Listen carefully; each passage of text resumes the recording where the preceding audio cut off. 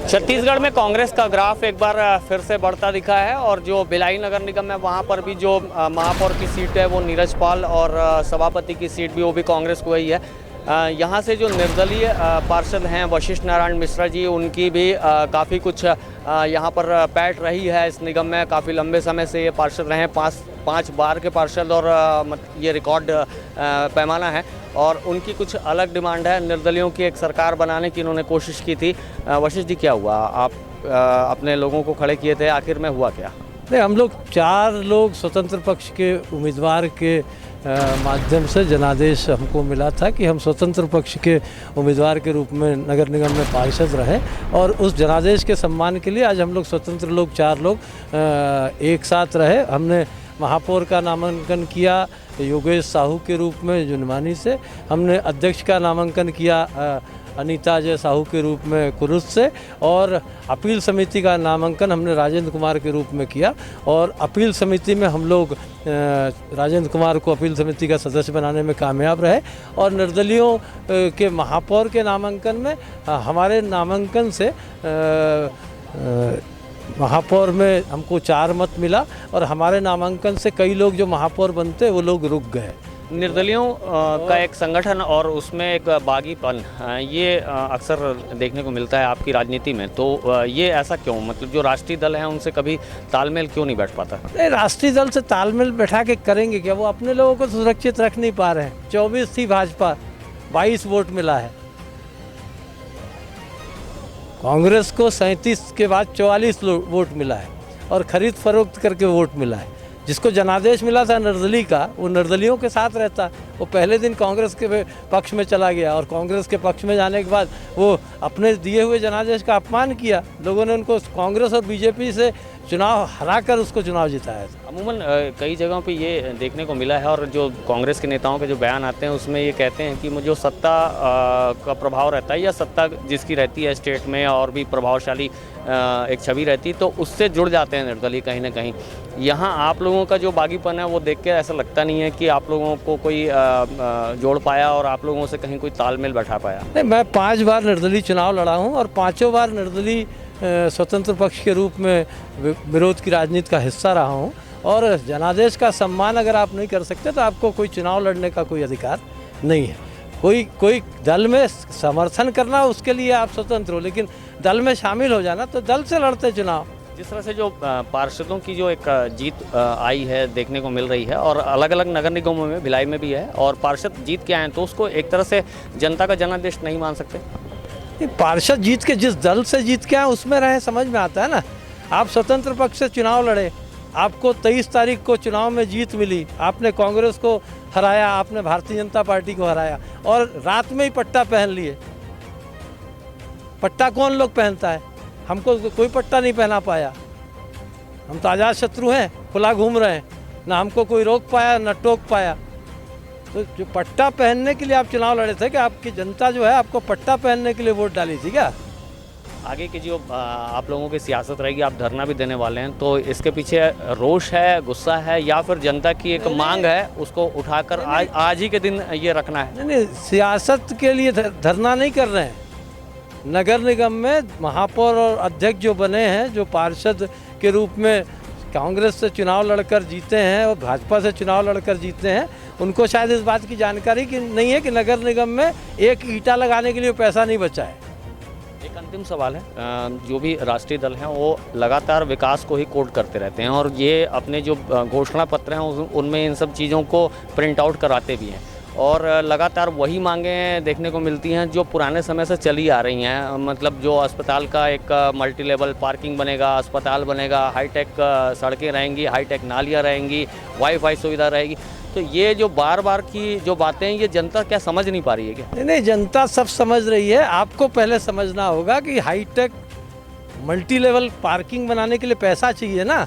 नगर निगम को अभी 80 करोड़ रुपए बिजली का बिल देना है, 5 करोड़ रुपए नगर निगम को पानी का बिल देना है, 400 जो सेवानिवृत्त कर्मचारी हैं हर एक बुधवार को यहाँ इकट्ठा होते हैं, उनको रिटायरमेंट का पैसा देना है। नगर निगम को डीजल और पेट्रोल खरीदने के लिए पैसा नहीं है। नगर निगम में 100 करोड़ रुपए संचित निधि का था जिसको कर्मचारी और अधिकारियों के लिए उपयोग किया जा सकता है। उसको बिना सामान्य सभा की अनुमति के आप ठेकेदारों में भुगतान कर दिए। अभी नगर निगम में कमिश्नर जो बैठा हुआ है नगर निगम भिलाई का, वो 10 तारीख तक इस बात का इंतजार करता है कि जो टैक्स आ रहा है उससे वेतन बांट पाऊँ, और 10 तारीख के बाद वेतन बांटने के बाद पैसा नहीं है इसलिए बिजली का बिल 80 करोड़ हो गया ना, पैसा नहीं है इसलिए तो 5 करोड़ पानी का बिल हो गया है। और पानी और बिजली का बिल के लिए पैसा नहीं है और मल्टी लेवल पार्किंग बना लोगे आप रोड बना लोगे, आप नाली बना लोगे, आप पुल बना लोगे, आप पुलिया बना लोगे, आप गार्डन बना लोगे, आप अस्पताल बना लोगे, आप स्कूल बना लोगे। 65 स्कूल बंद हुआ है भिलाई नगर निगम में बीएसपी का, और इस साल के वित्तीय वर्ष में एक आत्मानंद स्कूल का आवंटन नहीं हुआ है।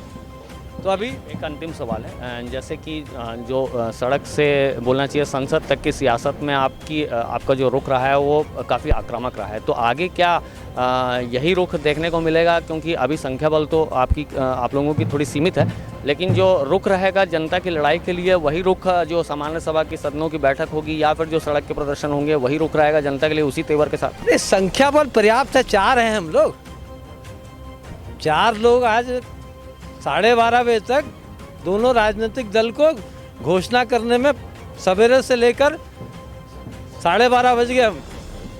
घोषणा करने में प्रत्याशी कौन होगा, और बांध के लाए थे प्रत्याशी को, बस में ठूस के लाए थे अभ्यर्थियों के साथ मतदान करने वालों को। तो 4 जो हैं हम लोग 4। आगे के जो आगे का रुख की बात कर रहा हूँ मैं, जो जनता के लिए आपने लड़ाई लड़ी है, कईयों बार लड़ाई लड़ी है और सदन में भी आपको एक आक्रामक रुख में देखा गया है कईयों बार, तो आगे का जो रुख रहेगा वो कैसा रहेगा? पहले मेरे को देखो आप लड़ते हुए, पिछले 20 साल से देख रहे हो।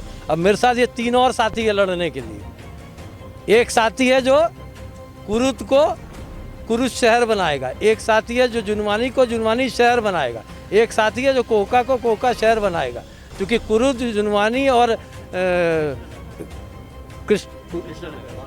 कुरुद में कृष्णा नगर का जो वार्ड है, जिससे अनीता अजय साहू जी चुनाव जीती है, जिससे योगेश साहू जुनवानी से चुनाव जीते हैं, राजा कोका से चुनाव जीता है, ये कृष्णा नगर से चुनाव जीता है। ये सबको अब शहर बनाना है, ये शहर अभी गांव है वो। आज आप पहले ही दिन धरने देने की जो बात बोल रहे हैं, उसमें जो मांगे, जो लिस्ट है आपके पास में, वो लिस्ट जरा बता दो। अभी आपको लिस्ट बता रहा हूँ।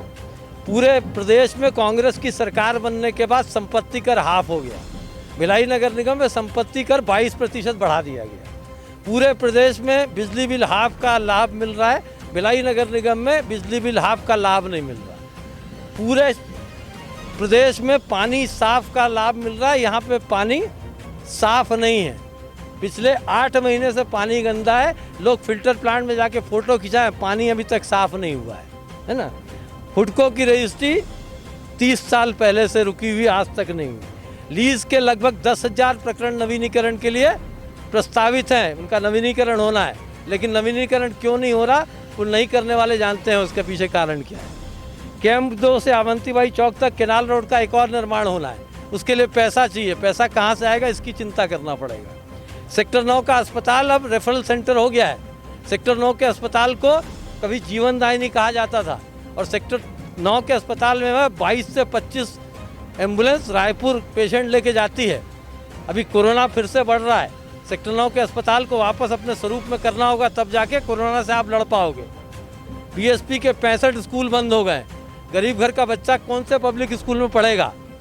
आत्मानंद 16 स्कूल खुला है जिले में, और भिलाई नगर निगम में एक स्कूल का आवंटन नहीं हुआ पिछले वित्तीय वर्ष में। नगर निगम को आर्थिक रूप से दिवालिया कर दिया गया। नगर निगम में आज एक खीला ठोकने के लिए जो प्रस्ताव बनाना, उसको कागज को खरीदने के लिए पैसा नहीं है। और इस तरह से ढेर सारे सवालातों के साथ जो हैं वशिष्ठ नारायण मिश्रा उसी तेवर के साथ, उसी बागी अंदाज के साथ और जनता के समर्पण की जो मांगे हैं उनको सामने रखते हुए आज किसी के लिए बहुत खुशी का दिन है। कोई महापौर बना है, कोई सभापति बना है, लेकिन आज ये साफ तौर पर कह रहे हैं कि वशिष्ठ जी और उनके साथ के जो और 3 लोग और हैं, पार्षद हैं, वो जनता की लड़ाई के लिए हमेशा सामने खड़े रहेंगे। और साफ तौर पर ये कहना है कि जो राष्ट्रीय दल हैं उन्होंने कहीं न कहीं जनता के जनादेश का एक तरह से मान नहीं रख पाए वो, और निर्दलीय जो पक्ष है वो लगातार चुनौतियाँ पेश करता रहेगा। नेशनल फर्स्ट एबीके न्यूज़ के लिए छत्तीसगढ़ के भिलाई से मैं हूं शशिकांत तिवारी।